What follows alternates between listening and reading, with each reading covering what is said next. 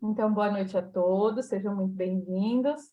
Esse é o nosso segundo encontro da leitura e estudo do livro do Bert Hellinger. Gosto de mostrar aqui, a fonte não precisa perguntar pelo caminho. Hoje nós vamos começar a leitura na página 25 e hoje é dia 21/9/22. Então, vamos fazer como sempre, eu começo a leitura e depois, se alguém quiser ir ajudando, e prosseguir na leitura. Daqui a pouquinho a gente para, abre para perguntas e anotem aí, grifem o que vocês precisam saber para perguntar, tá bom? Eu sempre falo, né, nos meus grupos, o que enriquece não é só a leitura é muito bom, mas o que enriquece são as perguntas, né?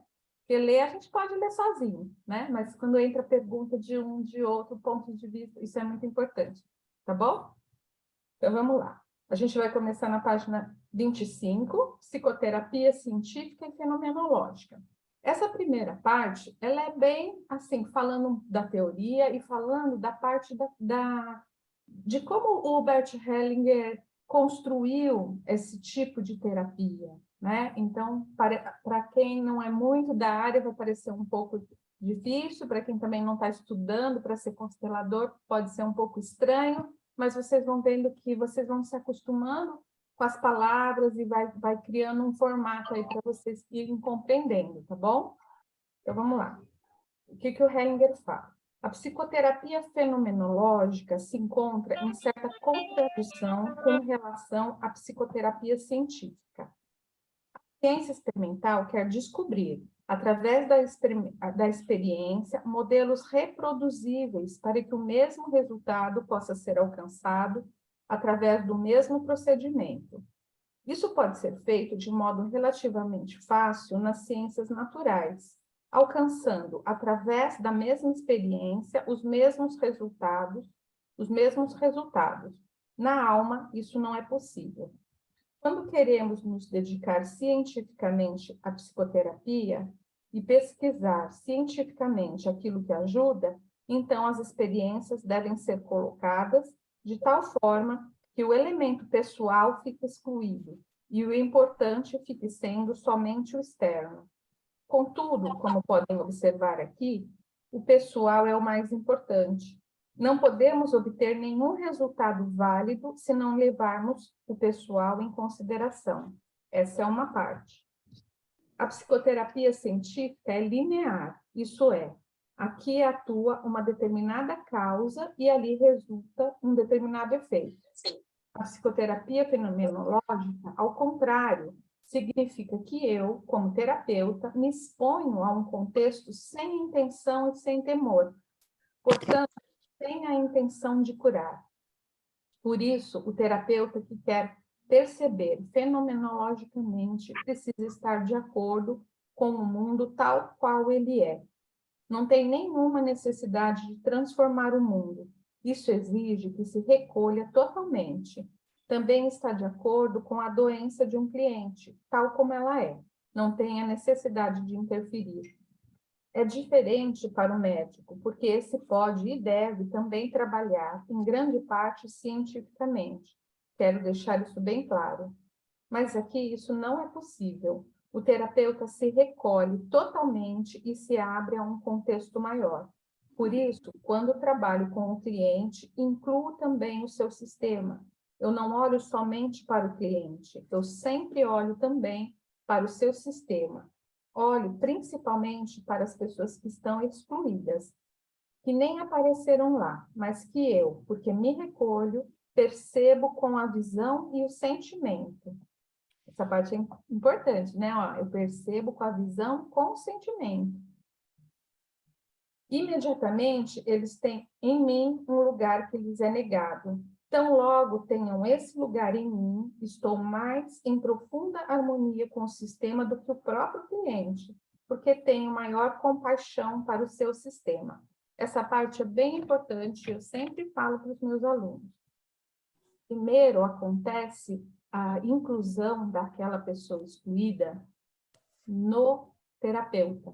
O cliente, às vezes, ainda não consegue incluir, mas o terapeuta inclui, e ele inclui quando ele não julga.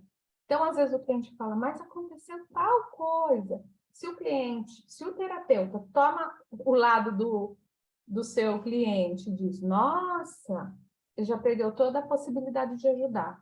Então, eu olho para aquilo que o cliente me traz, aquele fato, aquilo que surge na constelação, como algo do humano. Eu não entro no julgamento. Eu digo apenas isso que o Hellinger falou. Assim eu fico de acordo com o mundo como ele tal como ele é. E a partir disso, a própria constelação, o próprio campo vai se movimentando e vai encontrando a solução. O campo é ciente, ele tem a sua própria sabedoria, muito além de mim, né? Eu sou um reles mortal, mesmo sendo um constelador. Por isso que eu me esvazio de qualquer intenção, de qualquer preconceito, de qualquer medo, né? E deixo o campo se movimentar, mas eu incluo no meu coração aquilo que estava excluído, aquilo que estava rejeitado, aquilo que causa medo. Então, essa é a parte mais importante para se tornar um bom constelador, é conseguir sair desse julgamento, né? Vamos lá. Então, quando me recolho e me exponho ao todo, sem intenção e sem medo do que poderia vir à luz, percebo repentinamente o essencial, aquilo que ultrapassa os fenômenos visíveis. Percebo, então, que este é o ponto. Isso é importante, sobretudo, para a solução. A colocação da constelação é relativamente fácil, mas só posso encontrar a solução quando estou em uma harmonia com isso. Uma vez eu fiz uma palestra numa faculdade de Direito e uma moça levantou a mão e disse assim, mas fazer uma constelação é muito fácil, é só colocar as pessoas aí, elas se movimentam. Né? Então, é o que ele fala aqui, colocar uma constelação é relativamente fácil. Agora, que permitir, né, que a partir da sua energia a constelação caminhe para a solução, aí é a arte da ajuda que o Hellinger ensina, né? Ele diz, ajudar é uma arte, então ela pode ser aprendida. Então, é isso que ele fala aqui, né? Então, a solução reluz repentinamente. Essa é a percepção fenomenológica. É como um relâmpago e está sempre em harmonia com algo maior. E é sempre uma percepção com amor, e isso é o decisivo. Então, podemos nos deixar levar.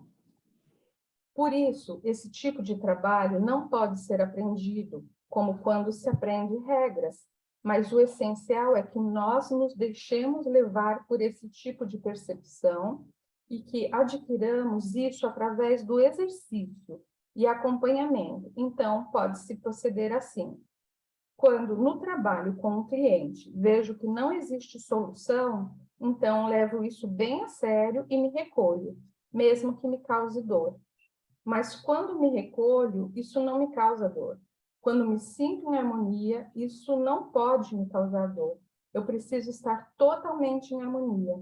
Então, fico com a minha percepção e não me deixo desviar por nada, por nenhuma objeção.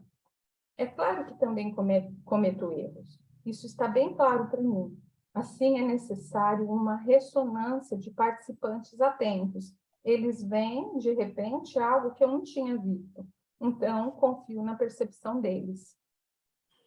Contudo, quando num trabalho com um cliente, ao qual confronto até as últimas consequências de seu comportamento, e, por exemplo, se alguém se alia a esse cliente, porque isso causa medo a si próprio, se intromete e diz que não posso fazer isso, então não devo me deixar levar pelo meu medo, porque isso me enfraqueceria imediatamente. O terapeuta que trabalha assim é, no fundo, um guerreiro. Em seus livros sobre o indígena Dom Juan, Carlos Castaneda descreve de uma maneira excelente o que é ser um guerreiro. O guerreiro, nesse sentido, não tem qualquer medo do limite externo. No limite externo, tudo pode falhar ou tudo pode dar certo, tanto um quanto o outro. Contudo, na prática, experimentei que, quando o terapeuta vai realmente até esse limite externo, geralmente dá certo. Mas o risco continua. Quem se atemoriza perante o risco não pode trabalhar dessa forma. porque nas coisas essenciais, onde se trata de vida e morte, a decisão é sempre tomada no limite do extremo, e não antes. Nesse tipo de psicoterapia, o que vem à luz é, ao mesmo tempo, uma instrução para a ação a qual talvez precisemos nos entregar, mesmo que não a entendemos, porque o que realmente é e para onde conduz torna-se visível somente no final, não no início. Forte, né? Perguntas? Eu tenho uma. Diga. Eu sou Eliette. Oi, Eliette. Quando a gente diz assim, né, eu também estou sem meu livro aqui, mas ele chegará. Quando diz assim no texto que eu não consigo ir além, né? Porque às vezes acontece isso com a gente por algum motivo, ou o sistema não mostra, ou a gente não vê o que está ali, como a gente resolve aquele emaranhado, né? Às vezes, talvez não esteja usando o termo certo. É um pouco frustrante, né? A gente querer ajudar e não poder. Então, não entendi muito essa questão do recolher. Como eu me recolho? Hellinger, ele sempre fala assim, que quando a gente vai fazer uma constelação, a primeira coisa é a gente não querer ajudar, né? E parece bem antagônico, porque você pensa assim, mas se eu estou fazendo uma constelação, não é porque eu quero ajudar? Então, na verdade, assim, você se coloca a serviço, né? Então, como você se coloca a serviço? Eu me formei em constelação, eu estudo os livros o máximo que eu posso, eu faço a minha propaganda, e a pessoa me procura. Quem quer a ajuda é ela, né? Eu estou disponível para isso, com todos os recursos que eu consegui construir até hoje, né? Mas, às vezes, Eliette, quando a gente faz uma constelação, a gente chega num lugar, como o Hellinger falou aqui, né? Que ele não tem saída, ele não tem como ajudar mais. Por exemplo, quando uma pessoa que perdeu a sua mãe, quando muito criança, se deita ao lado da mãe. E aí você faz algumas palavras, algumas frases de cura, você coloca uma pessoa, talvez o pai, ou talvez o marido dela, dentro da constelação, para ver se faz um movimento que ela saia desse lugar, né? Talvez você possa colocar o próprio destino dela dentro da constelação, né? Então, essas ideias, né, elas não vão sair da sua cabeça, mas é como se elas fossem sopradas para você, quando você é o constelador, né? E aí a pessoa não saiu de lá, ela não sai dali do lado da mãe, ela deita no peito da mãe e ela chora. E aí o Helen diz assim, nessa hora a gente não tem recursos, né? Se eu olhar para isso e não sentir no meu coração o quão forte é esse amor, e não respeitar isso, esse movimento dessa criança em querer morrer, eu estaria indo contra a alma dela. Entendi. Né? Fala aqui, mesmo que me doa, mas de verdade não deve me doer, porque eu tenho que concordar com isso e ver onde o amor dessa menina está, né? Às vezes é uma mulher adulta já perdeu lá na criança, por isso que eu falo a criança, porque quem está deitado lá é a criança de 3 anos, né? Que deitou em cima do corpo da mãe. Então, é isso que ele fala. Então, a gente não faz nada e termina a constelação ali. E aí, Entendi. dá uma sensação mesmo, né? Como ele também fala aqui, né? Mas você vai até, é isso que ele fala, né? Às vezes a gente vai até o extremo, e o extremo ele vai só se mostrar no final. E aí eu paro essa constelação, porque não tem outra solução, a não ser honrar esse amor dessa menina, né? Mas, na verdade, aquilo continua atuando, mesmo que a constelação, eu digo, eu deixo aqui a constelação. E eu me Pode ser recolho. que numa outra constelação, em outro momento, por exemplo, esse negócio se resolva? Não, não. Não é assim. A constelação, ela continua atuando no inconsciente da pessoa. Então, o Sim. Hellinger, a gente faz uma constelação que dura 50 minutos, que dura 1 hora, essa constelação, a gente acaba ela, né? O Hellinger diz, eu deixo aqui, e ela continua no inconsciente da pessoa, ela continua movimentando o campo sistêmico todo da pessoa. Eu não sei aonde essa constelação vai levar. E também agora eu já não me envolvo mais, Entendi. entrego para ela. Entendi. E eu vou falar para vocês uma coisa. Uma vez eu fiz uma constelação, essa constelação que eu estou descrevendo aqui. E eu digo, eu paro aqui. E a moça chorou muito. E lá, né, o Hellinger, aqui ele fala também, né, que às vezes vem uma pessoa de fora e quer tirar a pessoa dessa sensação, né? Nessa mesma roda tinha uma moça e ela era terapeuta, e ela disse, não, mas olha, eu posso acompanhar você terapeuticamente, porque não tem por que você ficar nesse estado. E eu disse, não, deixa ela com a alma dela e com o campo sistêmico dela agora. Ninguém se intromete mais. E eu estava num lugar que eu estava fazendo essas constelações, numa imersão, que era um final de semana.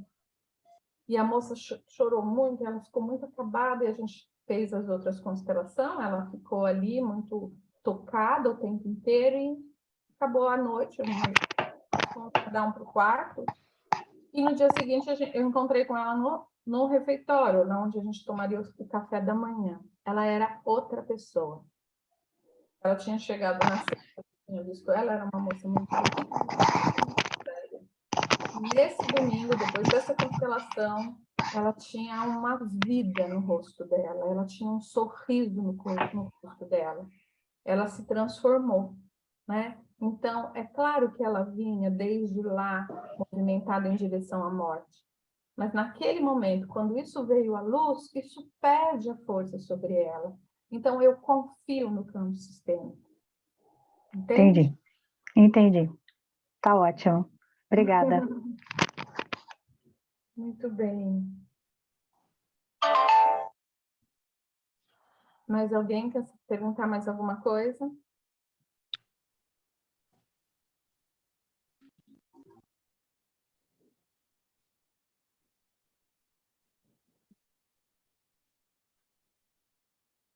Muito bem. E é bonito quando ele diz aqui, né? É claro que eu também cometo erros. Isso está bem claro para mim, né? E aí ele fala dessa ressonância quando a gente faz uma constelação em grupo. Ele fica o tempo inteiro ligado no cliente, ligado na que está acontecendo na constelação e também ligado nas pessoas que estão em volta assistindo.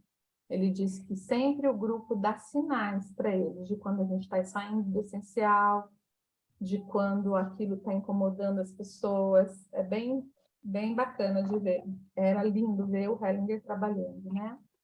Muito bem, então eu vou pedir se alguém pode prosseguir a leitura aqui a partir de a amplidão.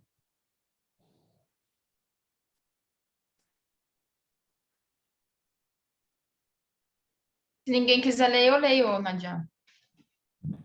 Então vamos lá. Se você puder, eu agradeço, Giovana. Claro. Se precisar revezar, eu também posso, tá bom?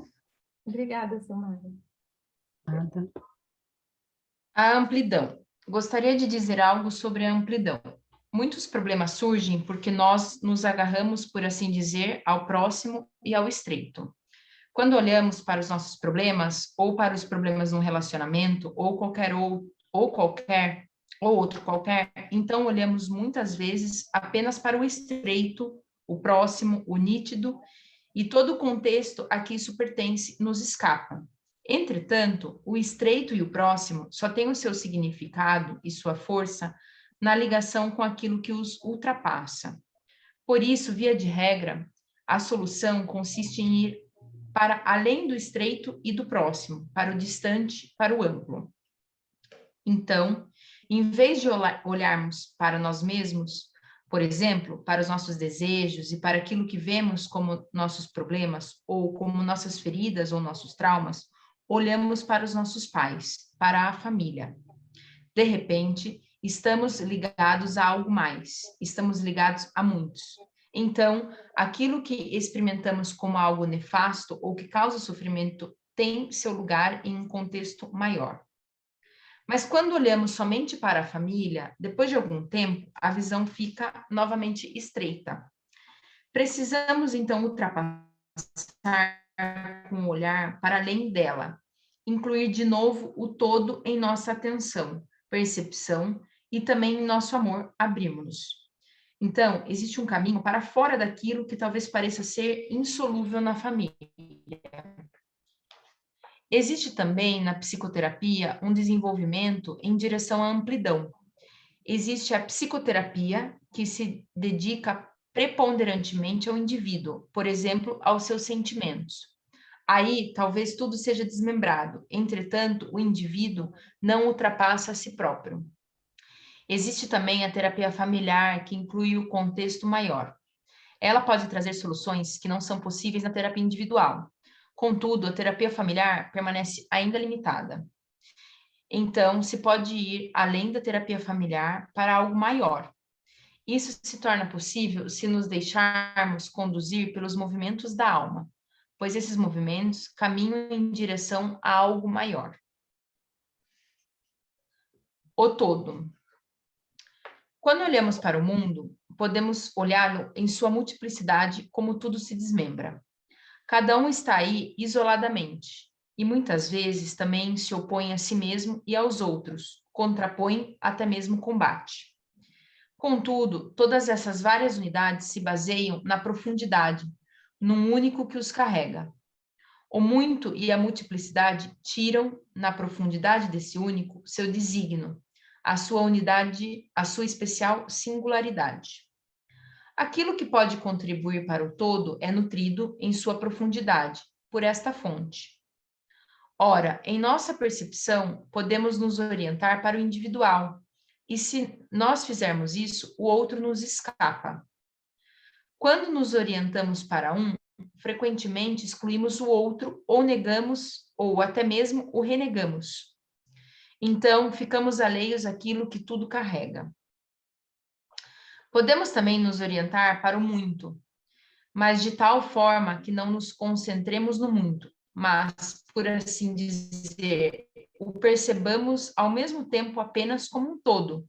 E nessa percepção, nos recolhemos ao nosso centro e, através desse centro, ao centro do ser. Quando temos essa ligação, temos com a multiplicidade o mesmo relacionamento. Um relacionamento de respeito, de veneração e de coragem.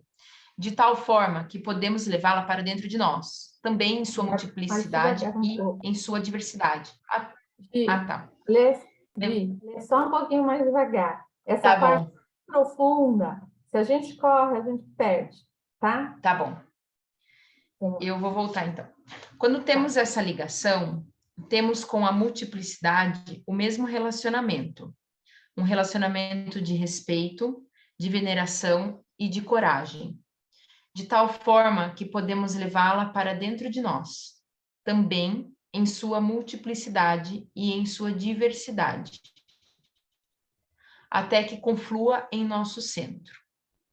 Quando olhamos para as coisas dessa forma, pode nos parecer fácil, mas quando olhamos para os relacionamentos humanos e as diferentes necessidades, as diferentes direções e observamos os antagonismos e nos expomos a eles, então nos sentimos muitas vezes ameaçados, inseguros e sentimos uma profunda dor quando algo não se encaixa.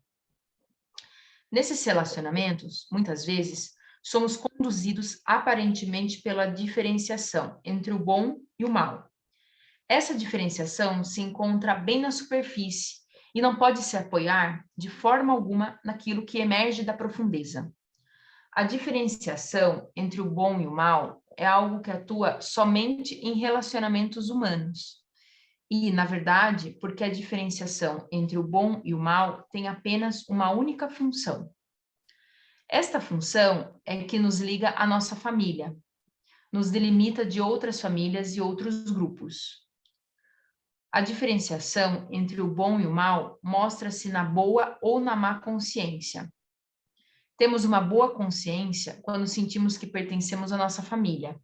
E temos uma má consciência quando tememos ter colocado em jogo o pertencer à nossa família. Colocamos em jogo o pertencer à nossa família, assim pensamos. quando reconhecemos também que outras famílias, outros grupos, outros valores, outras religiões, outras culturas são boas e equivalentes. Quando fazemos isso, estamos ligados com a profundidade do ser, mas não com a nossa família nesse sentido. Portanto, para estarmos ligados na profundidade com o essencial, é necessário nos despedirmos das influências dessa consciência com relação à diferenciação entre o bom e o mal. Se conseguirmos fazer essa despedida, quando pudermos nos soltar, ao menos por um certo tempo, quando nós nos recolhemos ao centro interior, então virá, a partir desse centro da profundeza, uma outra coisa que atua, um movimento da alma, que anula as diferenciações e reconcilia os antagonismos e os opostos. Nos últimos tempos, tenho me dedicado muito a esses movimentos da alma. Deixei que atuasse em mim e experimentei, em cursos como este, como os movimentos da alma atuam. Eles ultrapassam em muito o que até agora tinha vindo à luz nas constelações familiares. Portanto, é mais um passo adiante. Bem, vamos ver se tem perguntas, né? Como eu falei, essa parte, ela é bem importante para a gente saber aonde o Hellinger, né, apoiava o seu entendimento nas constelações. Então, se tiver alguma pergunta específica, eu respondo. Se não, eu dou uma explicada mais ou menos nas partes que eu acho importante.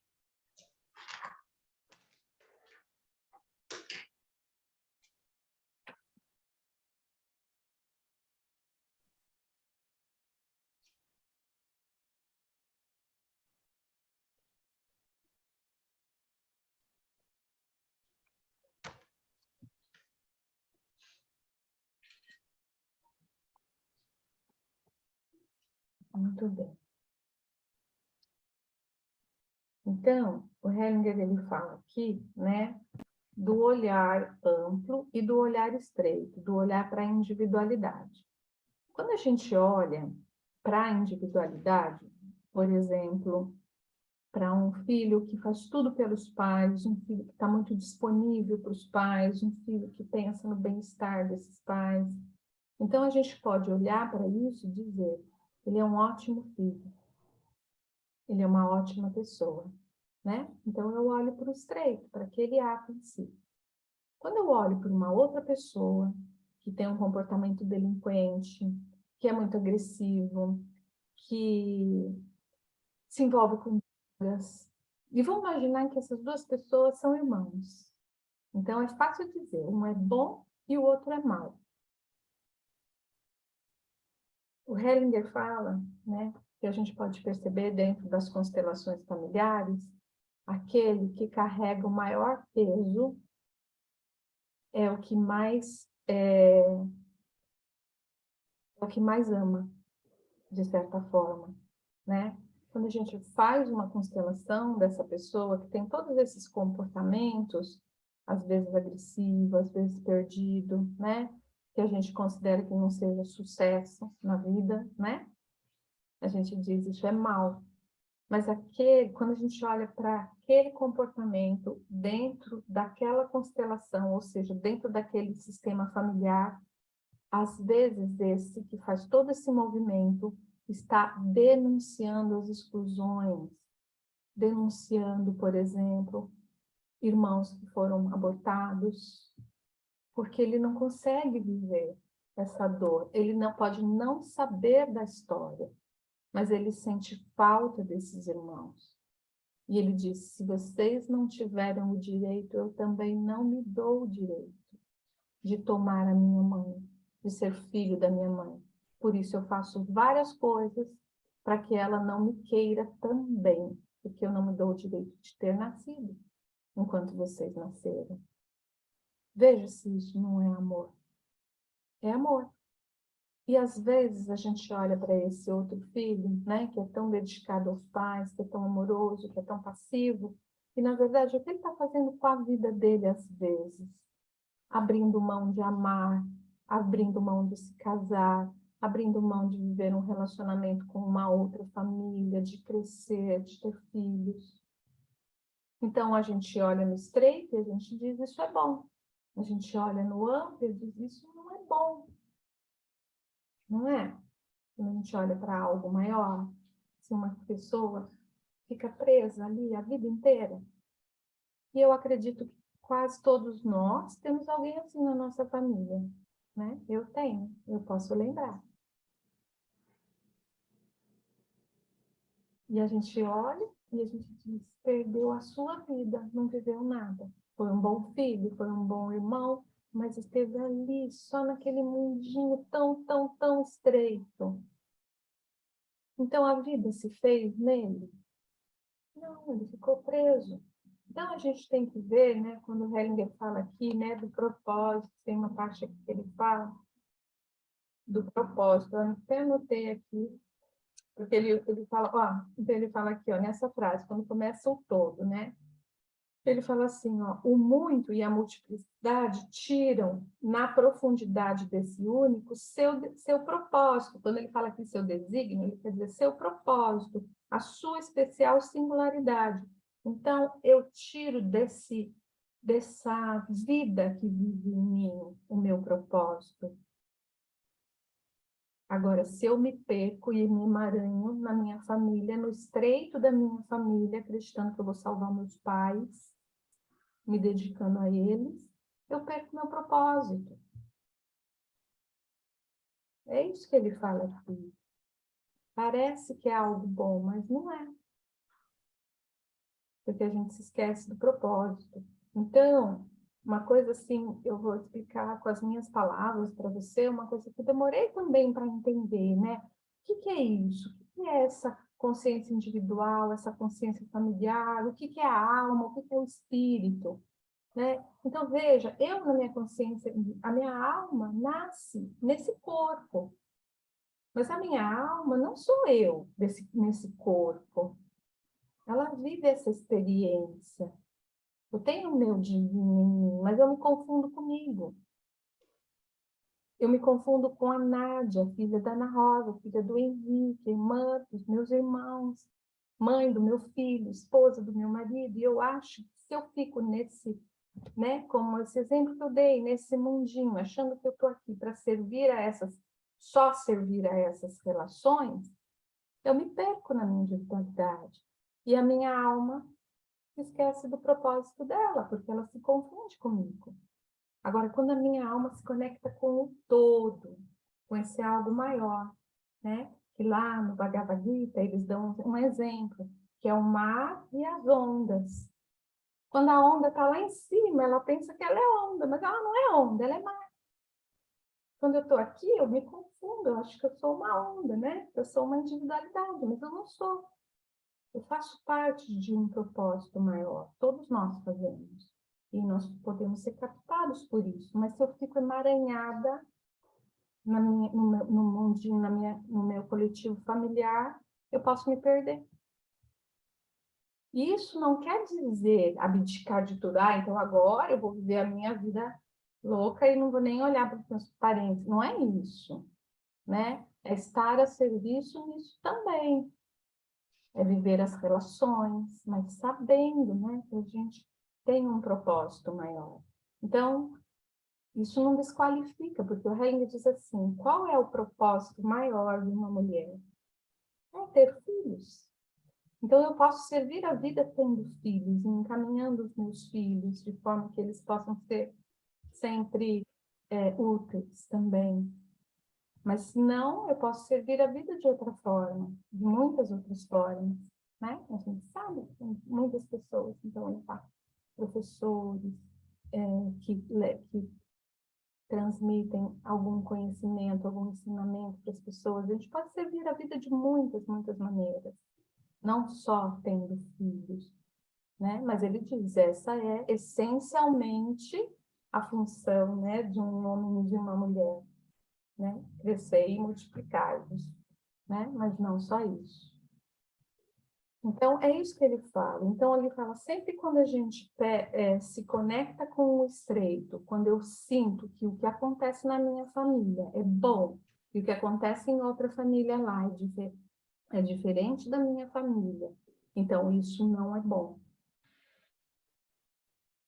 E aí eu tento, né? Hoje mesmo eu postei lá no meu Instagram, das pessoas que tentam educar os parceiros para que eles fiquem mais parecidos com a minha família. Porque se o meu parceiro for bem parecido com a minha família, então ele é bom. Mas se ele tiver outros valores, outras crenças, se a mãe dele quiser vir se intrometer na minha vida, né? Aí é mal, é bem mal, eu não quero nem que meus filhos vão para lá. A avó preferida sempre é a minha mãe. O avô preferido é o meu pai, né? Então é comum. E a gente faz isso sem a gente perceber, na nossa lealdade infantil, é sem perceber. Mas a gente tira possibilidades. Então, Hellinger fala. Então, se a gente juntos, eu e ele, pega o melhor que tem lá e eu pego o melhor que tem aqui, e a gente, né, faz uma nova crença, novos valores para os nossos filhos. Então, isso não é uma ótima composição? Claro que sim, né? Junta todas as cores. Então, essa diferenciação do bom e do mal, né, que ele fala aqui, isso, todas as filosofias se estuda sobre isso, né? E o bom e mal, ele não é só temporal, ele também é circunstancial, porque algo que parece muito bom pode mais para frente também parecer, né, se mostrar como algo mal, algo que tirou força da pessoa e não colocou. E algo que é mal, por exemplo, uma dificuldade, né, um acidente, uma dificuldade, uma perda, pode parecer mal naquele momento, mas o quanto faz as pessoas crescerem, né? O quanto faz que as pessoas mostrarem, às vezes, o melhor de si, ou a sua maior força, ou conhecer coisas novas, né? Esses dias eu estava conversando com uma moça, passou por muita dificuldade, um pai com câncer, e ela diz, eu percebi que as pessoas elas não têm nenhuma informação, elas vão nos hospitais, elas não têm informações, e eu quero ajudar agora as pessoas, porque agora eu sei muitas coisas, eu quero ajudar as pessoas que estão passando por essa dificuldade. Então, olha como algo que é tão duro, tão dolorido, pode virar algo tão bom, né? Algo como você, por exemplo, como aconteceu comigo, fiquei quase um ano de cadeira de roda, e aí a gente olha e diz assim, nossa, como que as pessoas de cadeira de roda conseguem se locomover? E algumas pessoas que passam por isso vão trabalhar como ativistas, vão mostrar para os vereadores, olha, das necessidades das coisas. Então, olha como algo que é ruim pode levar a algo bom, né? Então, se eu fico no estreito, só naquele momento, eu não tenho força. Eu não tenho força. Agora, quando eu expando meu olhar, aí a força vem para mim. E aí eu, né, vou tomando coragem, vou me movimentando. E eu saio daquele trauma a partir disso.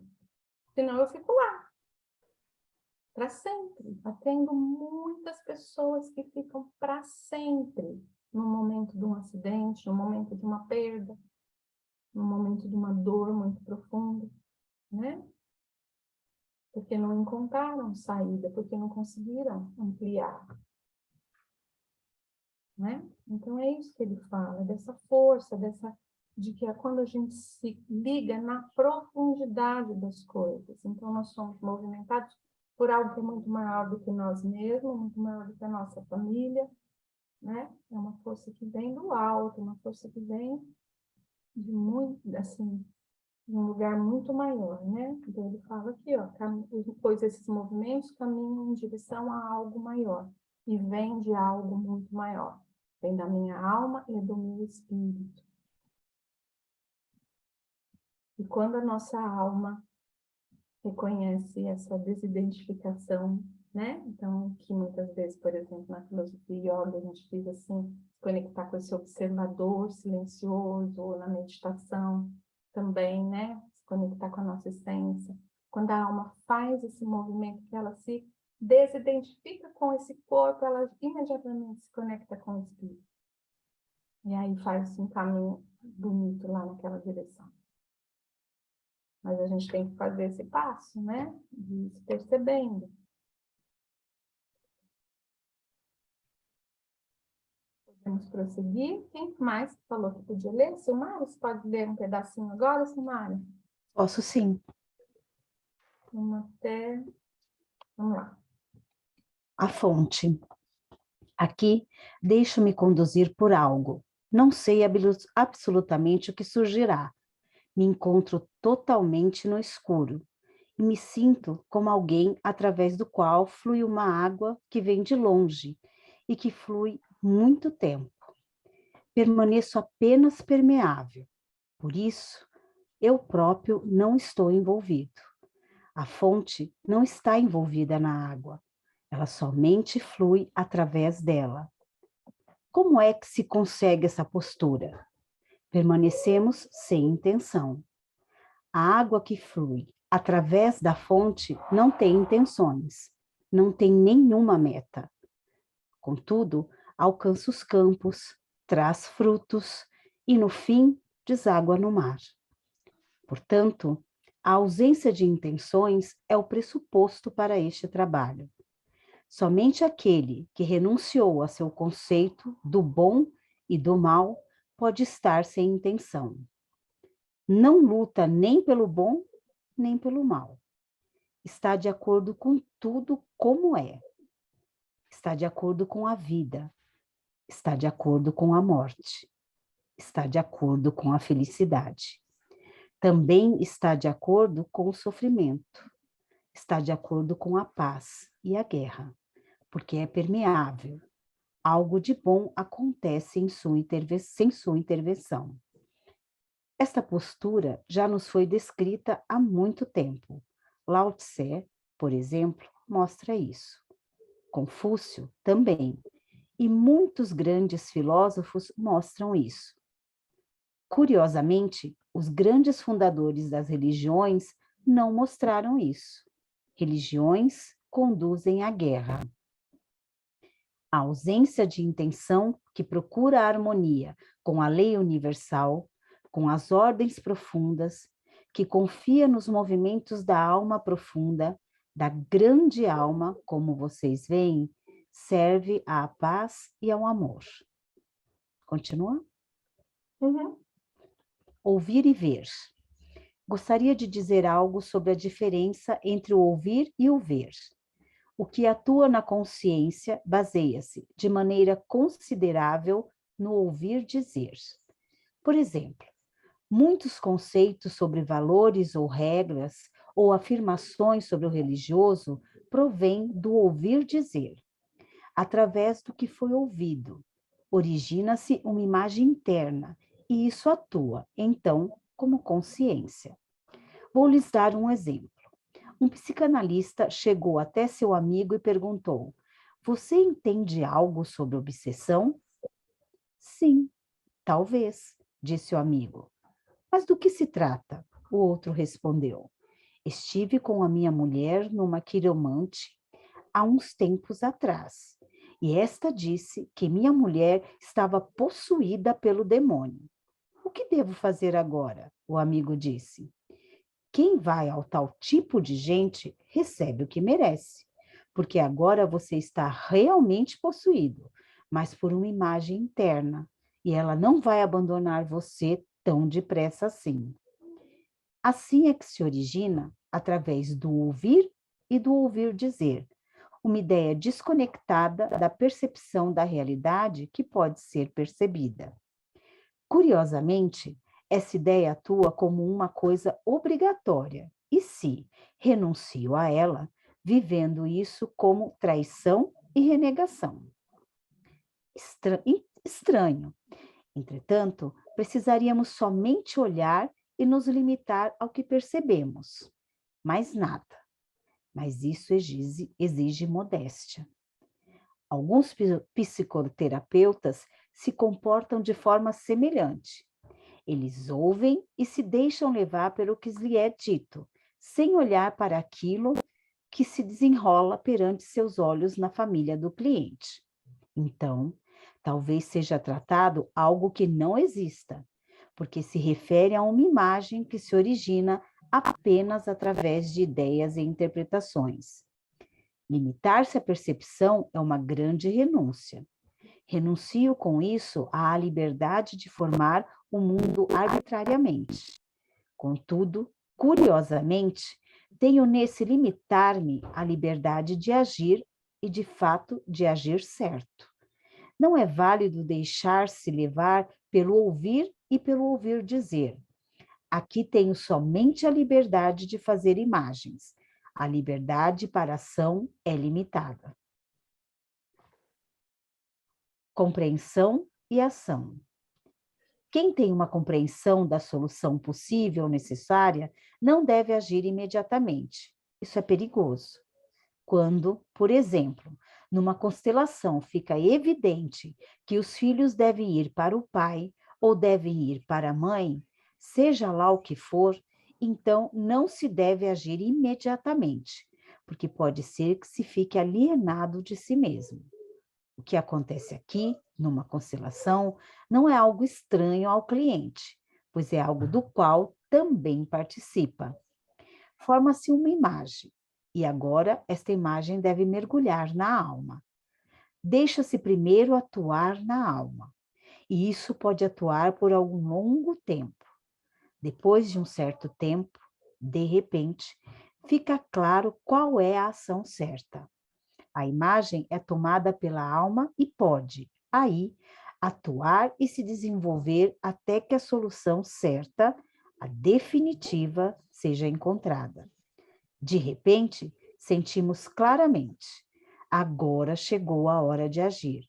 Então, agimos agora, não antes, porque caso contrário, poderíamos agir fora do nosso centro, não em contato com a imagem, porque esta ainda não pôde atuar na alma. Embora saibamos o que é o certo, pode demorar meses até que a força para a atuação se concentre. Percepção e dúvidas. Participante. Em que medida o Senhor, como terapeuta, tem também um efeito sugestivo sobre as pessoas que foram consteladas? Tenho a impressão de que o Senhor tem uma influência sobre as pessoas e também sobre os seus sentimentos. Como elas sentem a situação? E que talvez o Senhor transfira a sua ideia às pessoas de tal forma que elas queiram corresponder a ela, mesmo que talvez seja apenas inconscientemente. Qual a sua posição quanto a isso? É uma enorme responsabilidade que o Senhor tem como terapeuta. Hering. Gostaria de lhe dar um exemplo que demonstra o oposto. Quando hesito e duvido, isso também é transmitido. A questão é, o que é melhor? Por isso, quando trabalho, preciso contar com os outros. Por outro lado, o terapeuta não deve negar a sua percepção. Existe na percepção direta uma experiência importante. Quando alguém percebe algo e, então, expressa uma dúvida ou objeção, mesmo que seja só interior, a percepção desaparece. A percepção não tolera a objeção e o protesto. Algo mais deve ser levado em consideração aqui. Quando trabalho terapeuticamente no grupo, trabalho junto com os outros participantes. Quando trabalho num grupo com respeito e amor pelo cliente e com amor pela solução, então confio que da cooperação de todos surja uma boa solução. Precisaria poder influenciar sugestivamente todos os participantes do grupo para poder chegar a uma tal falsificação. Mas a sua pergunta prova que aqui muitos participantes são independentes e autônomos. Se eu me enganei e cometi erros, será notado por algum outro e compensado. Portanto, não me deixo conduzir somente pela minha própria percepção, mas também pela percepção dos outros que veem e têm à sua frente o mesmo acontecimento. Muito bem. Acho que a gente podia dar uma parada aqui para perguntas, né? Porque também a gente tem só mais um tempinho para o fim do nosso encontro. Nath, Na compreensão e ação, você poderia dar um exemplo, numa constelação, quando se vê a compreensão e no caso, deixa eu ver como é que está escrito aqui. Quem tem uma compreensão da solução possível ou necessária não deve agir imediatamente. Isso é perigoso. Uhum. Então, é aqui ele mesmo dá o exemplo, né? Por exemplo, numa disputa de guarda, os pais vão fazer uma constelação e eles veem na constelação que a mãe está ligada à morte e que os filhos se sentem melhor se eles ficam na constelação, que eles se sentem melhor ao lado do pai. Então, eles tiram uma conclusão e dizem, então a guarda é do pai. E se muda isso imediatamente. Isso vai ter efeitos, pode ter efeitos muito nefastos para essa família. Então, eu sempre falo, né, também nos meus grupos, gente, a constelação não é uma ordem para a ação.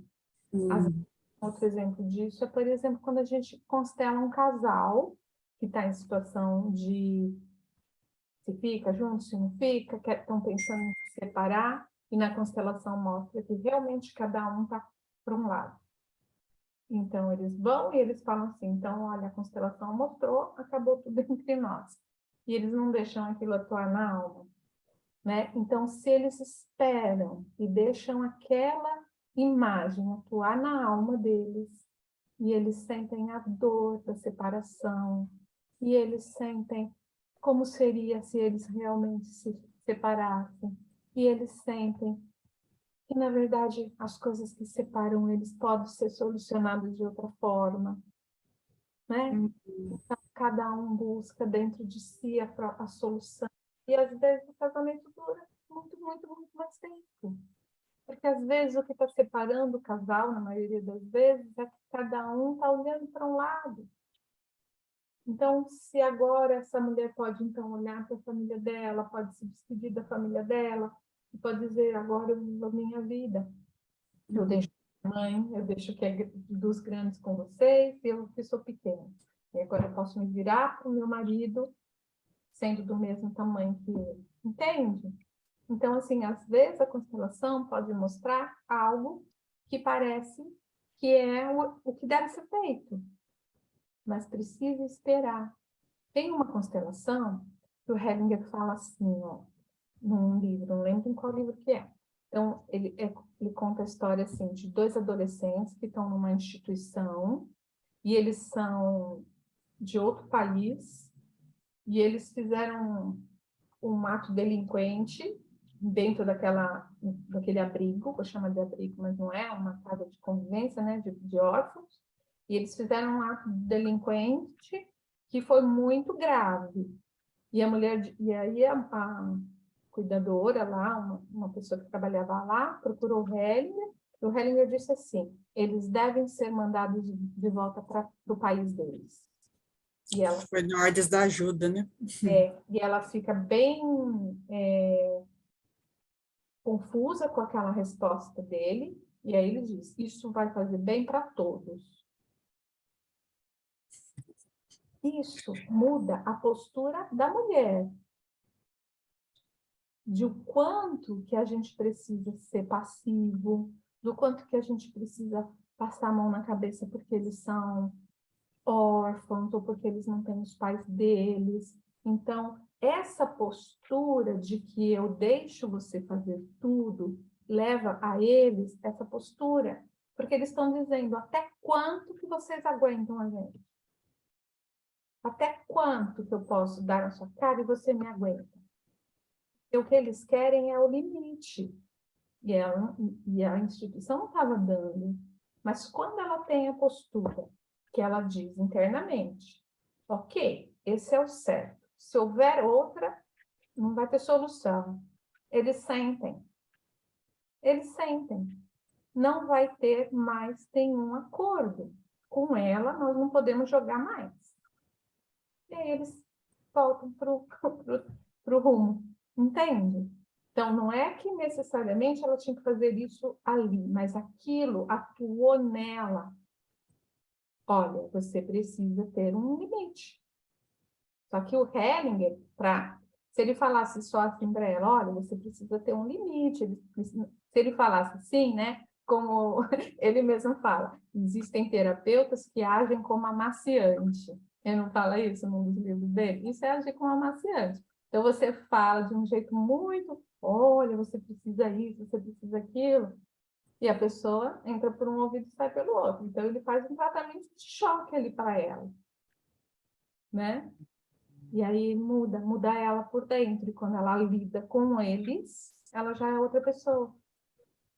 Entende? Mas eu achei interessante essa colocação sua da constelação, que quando, por exemplo, na constelação, as crianças, de repente, pendem para um lado, não necessariamente que tem que ir para lá. Uhum. Mesmo porque eles não são só daquele pai ou daquela mãe, né? Sim. Nas constelações, quando a gente está fazendo uma constelação, Mara, eu já vi o Hellinger fazer isso e tem nos livros dele também. Às vezes, quando a mãe tem um destino muito pesado, na constelação ele diz, é mais seguro para os filhos ficarem aqui do lado do pai. Aí ele tira as crianças dentro da constelação, do lado dela e coloca do lado do pai. Então ele diz, as crianças ficarem na esfera do pai é mais seguro para elas, né? E às vezes isso precisa acontecer na realidade também. E a gente sabe disso. Quantas vezes na esfera do pai as crianças estão mais protegidas, ou na esfera da mãe, né? As crianças estão mais protegidas. Aí, no caso, né, do nosso trabalho, é no concreto mesmo, né? Quando a gente faz esse movimento, sem excluir o outro, sem julgar o pai, sem... Você faz uma entrevista e você não entra no julgamento, e você toma a sua decisão. A gente faz a sugestão, né? Então, aí você faz a sua sugestão. O outro não se sente ofendido com a sua sugestão, quando você faz com essa postura interna. É interessante, né? Uhum. Você sugere exatamente o contrário do que ele pode pedir e ele não se sente ofendido e não desconsiderado. Porque você fez de um ponto, sem entrar aqui na dualidade do bom e do mal. Mas é um trabalho, assim, é um processo interno que a gente tem que ir fazendo, né, gente? Uma vez eu estava falando sobre isso e uma aluna falou assim, nossa, então só a Santa Teresa que vai conseguir ser consteladora, né? Mas não, a gente realmente, a gente faz esse trabalho o tempo inteiro com a gente fica atenta com as nossas sensações, com os nossos sentimentos, com os nossos, né? Se eu não estou tomando partido. Às vezes as pessoas, a gente nem conhece as pessoas, a figura das pessoas causa um incômodo na gente. Eu não precisa nem falar nada, né? Por quê? Por causa das minhas crenças, dos meus valores, das minhas lembranças, do meu campo, das informações no meu campo sistêmico. Então, eu tenho que respirar, encontrar o meu centro. E da própria instituição que a gente atua também, né? A gente já está no campo, assim, da instituição que é de julgar, né? Sim, sim. A gente está nesse campo e esse campo nos movimenta, né? Sim. A gente, inclusive, quando a gente está num campo profissional, a gente é movimentado pelas crenças e valores do todo desse campo. Então, se eu estou no campo da psicologia, eu transito dentro desse campo. Se eu estou no campo do direito, eu me movimento dentro desse campo. É difícil eu sair desse lugar. E, além disso, do grande, existe do próprio local onde eu estou. Né? Do clima do meu próprio setor, do clima da minha relação com os meus próprios colegas, para todas as profissões é assim, para todas. Você vai num profissional de yoga, você chega lá e o clima é de paz e amor, aquelas mulheres com os cabelos longos, não é? E aí todo mundo anda mais ou menos igual, né? Você vai na OAB, então todas as advogadas mais ou menos parecidas, a maioria, não é? É assim, a gente se sente confortável fazendo parte do todo e sendo como eles. Isso é o pertencimento, que me dá força também na minha profissão, no que eu escolho. Né? Obrigada, Nádia. Nádia, Pergunta, fala, Eliane. boa noite para todos. Nádia, quando ele fala da importância da percepção, em vez da interpretação, eu fico pensando até que ponto que a percepção também pode estar contaminada, né, pelas nossas crenças, valores, né, pelas teorias. Eu lembro da última constelação que a gente participou, que tinha um representante que realmente era uma criança, né? E quando eu olhei para a situação, eu imaginei que era uma pessoa, parecia ser uma pessoa com deficiência, por exemplo, né? E como que é isso, a própria imagem ali, né? Para cada um, às vezes tem mesmo uma interpretação. Então, assim, essa diferenciação, né? Entre percepção e interpretação, e o cuidado que precisa ter com isso mesmo, né? Com esse contexto. Então, lá você estava como uma representante, né? Uhum. Teve essa percepção mesmo, mas você disse assim, ele era uma criança e não era um deficiente. É Uhum. Isso. Então, mas será que essas duas informações não estavam lá no campo? Entende? Quer dizer, as informações podiam estar no campo, porque ele podia estar também identificado com algo nesse sentido. Então, quando a percepção acontece, ela não vem para a nossa mente, sabe? Ela vem para essa sensação que acontece no corpo.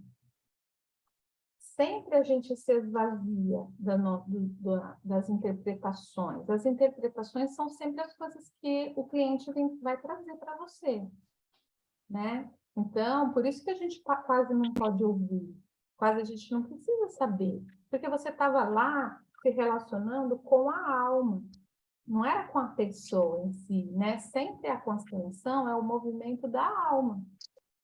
Então, às vezes, a gente sabe que é uma mulher adulta, mas na constelação ela está como uma criança. Por quê? Porque a alma dela provavelmente está presa lá naquele lugar. Parte da alma dela, da força dela, está presa em algum trauma sofrido lá. Por isso, quando você se conecta com essa energia. Então, não importa se não, mas não era uma criança. Para mim, parecia uma criança, mas não é. Ele é um adolescente, ou ele tem 18 anos. Mas você não está se conectando com ele mesmo, com a alma. Por isso que a percepção, ela é mais válida do que a fala da mãe. Então, se eu estou lá, e a pessoa que está lá, o filho que ela foi constelar, vamos imaginar, e ele se mostra como uma criança, ela fala, não, meu filho não é assim. Não, realmente ele não é, mas o que move ele? É isso que move. Então, a minha percepção é o mais importante do que o cliente está trazendo de informação, né? Uhum. E é um exercício mesmo, né? Ficar mais apurada essa percepção. E de você confiar também na sua percepção. Não deixar levar pelas informações que vêm no campo. Porque as pessoas, isso, né? Por exemplo, se você diz, olha só, é uma criança, né? É uma criança. E a mãe diz, não, meu filho não é uma criança. Esse é o mais que tira a força do trabalho. Aí ela faz uma informação que não é o movimento da alma. Então ela diz, não, eu não quero ver isso. Meu filho não é isso, eu não quero ver isso. Né? E a gente diz, né, muitas vezes, não, calma, olha com amor, vamos continuar, e aí a gente vê se é possível continuar, ou se a pessoa não toma nada daquela constelação, né? Porque às vezes o cliente está lá constelando, mas ele realmente não toma nada daquela constelação, não quer olhar. Ok, obrigada. Muito bem. Alguém quer perguntar alguma coisa? Ou a gente pode terminar aqui?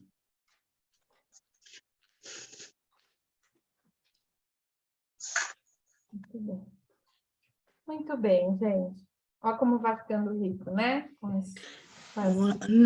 Nádia, eu Diga, tenho uma Nádia. questão, mas eu não sei se cabe aqui, porque eu não sei se eu consigo formular ela ainda.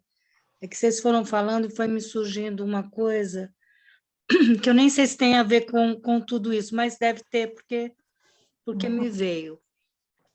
Eu estou pensando aqui, por exemplo, quadros de violência, né? A gente tem muito essa coisa agora da lei, de proteção, de assédio, enfim, né?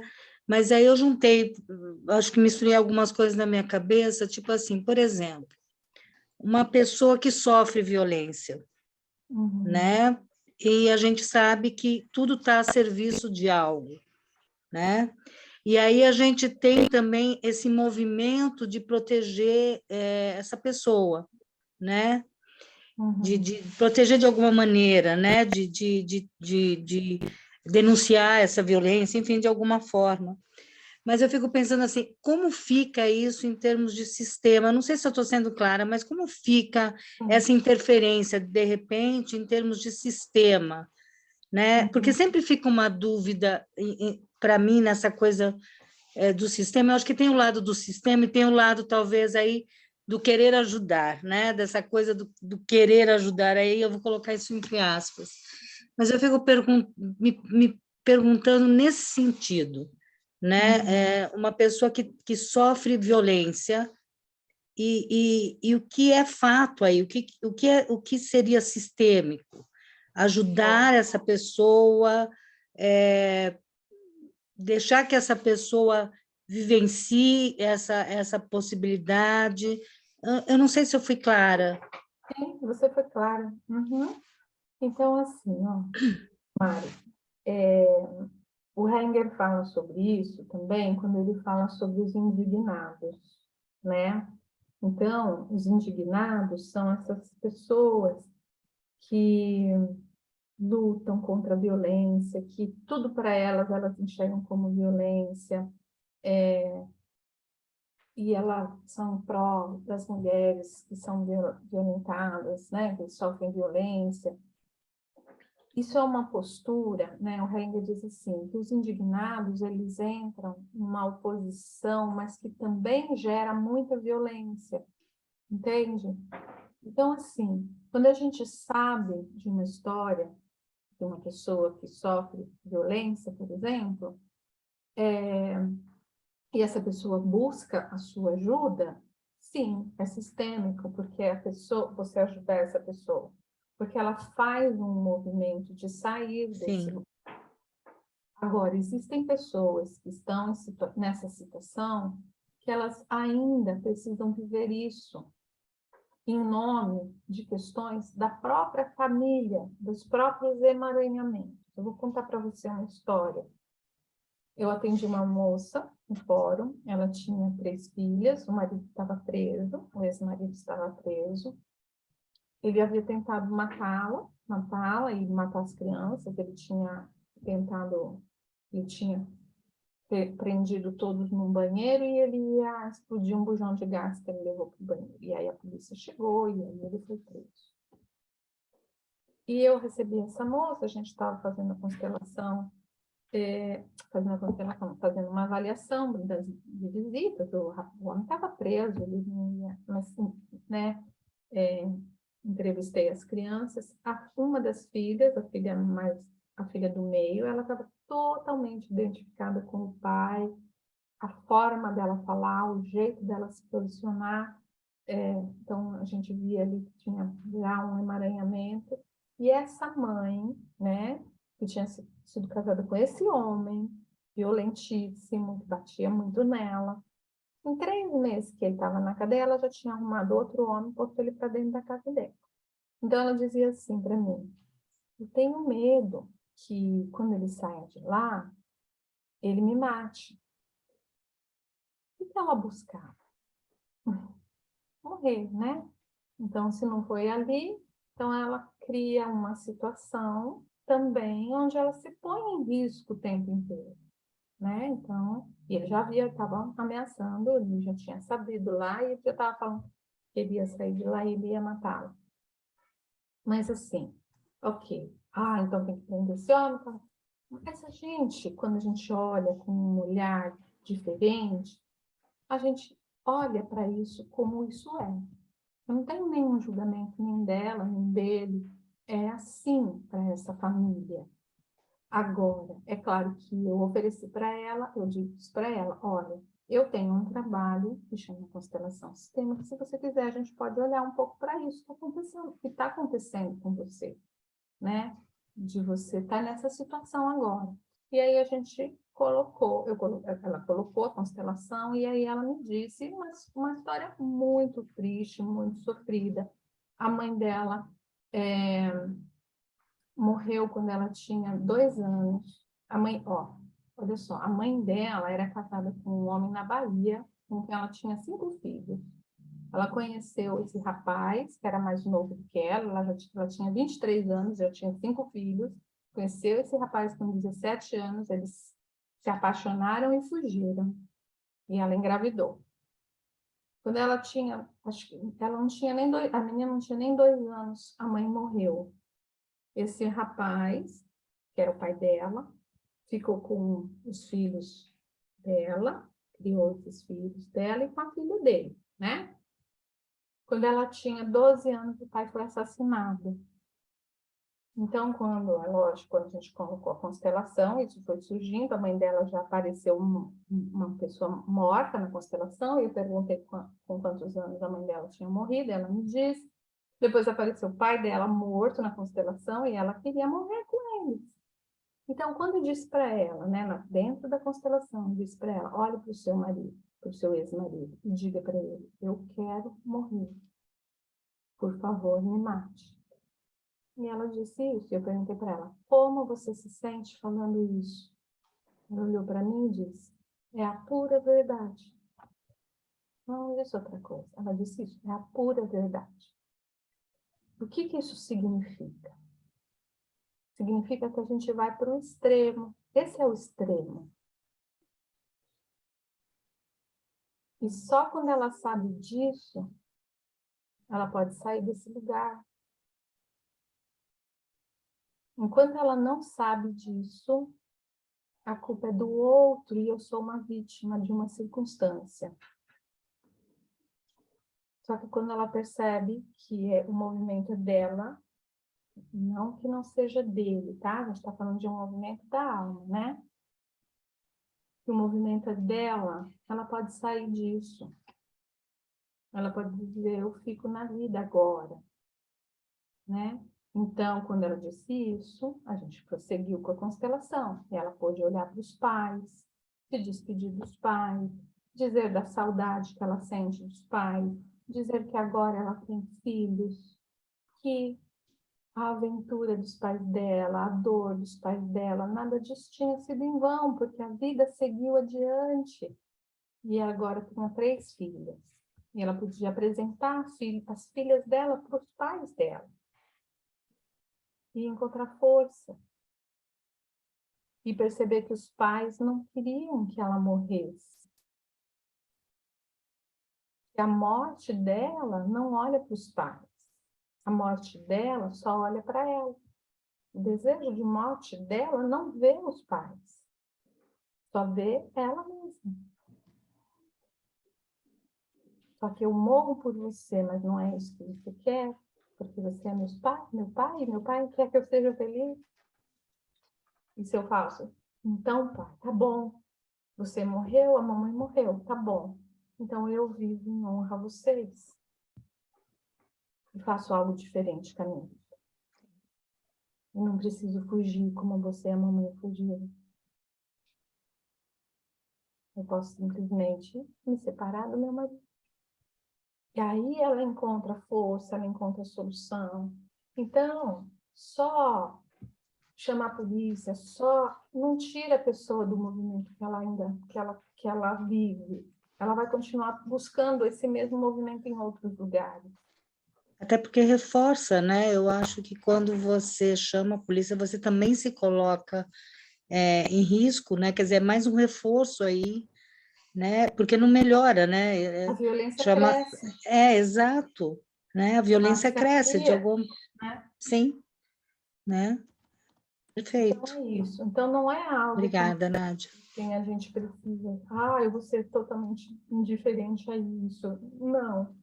A gente precisa saber de que lugar a gente pode ajudar, e se a gente pode ajudar, e se somos nós mesmos que podemos ajudar ou não, né? Sim. E às vezes a ajuda precisa acontecer, mas nem é a partir de nós. Quando eu te ouço, é engraçado, porque para mim vem duas coisas, né? Uma necessidade de muito aprendizado, né? Lógico, óbvio. Aliás, 3 coisas: a percepção, né? Essa coisa da ligação com essa percepção, e de uma percepção, eu vou usar uma palavra aqui que me veio, que é pura, né? Uma percepção fluida, né? Leve, sem uma preocupação, né? De reter essa percepção, né? Ela vir, e me vem uma palavra que é coragem, né? A coragem de você se entregar a isso e dizer o que você disse, né? Porque eu de fora te ouvindo, eu me imagino na situação com a coragem de dizer para ela, né? Dela dizer para o marido, me mate, né? Deu passando essa orientação para ela. Então, eu vejo tudo assim como uma apreensão desse sistema, né? Uma entrega, uma real entrega sem julgamento, sem medo, né? Né? Quando a É gente muito, muito fala, Mari, interessante. quando a gente fala sem o julgamento, é igual eu falei para a Mara agora, né? Quando eu faço um relatório sem julgamento, o outro não recebe como uma ofensa, Sim. né? Ele recebe amorosamente. Uhum. É isso. Obrigada pela sua pergunta. Imagina, obrigada eu pela sua resposta, aprendi muito aqui. Muito obrigada. Obrigada mesmo. Ô, Nádia, eu lembro que eu li em algum dos livros do Bert Hellinger, ele fala sobre a culpa e a expiação nesse sentido, dizendo que não traz solução, né? Uma boa solução. Pelo contrário, vai trazer maior desgraça, né? Porque a pessoa se coloca em risco, coloca a vida dela ali em risco, ou seja, é mais uma morte. Sim, sim. Né? Sim, exatamente. Então, a solução é essa, é ir para a vida, né? É olhar para essa situação e pensar que não foi em vão, né? A morte da mãe não foi em vão. Reconhecer o que foi e fazer algo de bom com isso, né? Ele fala do suicídio, às vezes, de um filho que perdeu a mãe, né? Eu lembrei agora. Acha a criança no seu amor mágico, ela diz, eu morro junto com você, eu carrego a dor junto com você. Mas ela não divide, ela duplica a dor naquele campo sistêmico. Né? É isso. Esse é o engano, né? E é o que o Hellinger fala, que essa é o movimento das tragédias, né? A gente achar que vai salvar ou vai amenizar, e a gente está se enrolando cada vez mais, né? Muito bem, gente. Obrigada a todos. Foi muito bom estar aqui com vocês. Esse movimento traz uma força, né? Uma energia para a gente, de continuar aprendendo, de continuar estudando mais. Então, a força do grupo é bem importante. Então, agradeço muito. Obrigada pela presença. Queridos que estão aqui, eu gosto muito de revendo vocês. Muito obrigada, Nádia. E a Tchau, todos. beijo. Boa noite. Obrigada. Boa noite. Obrigada. Obrigada.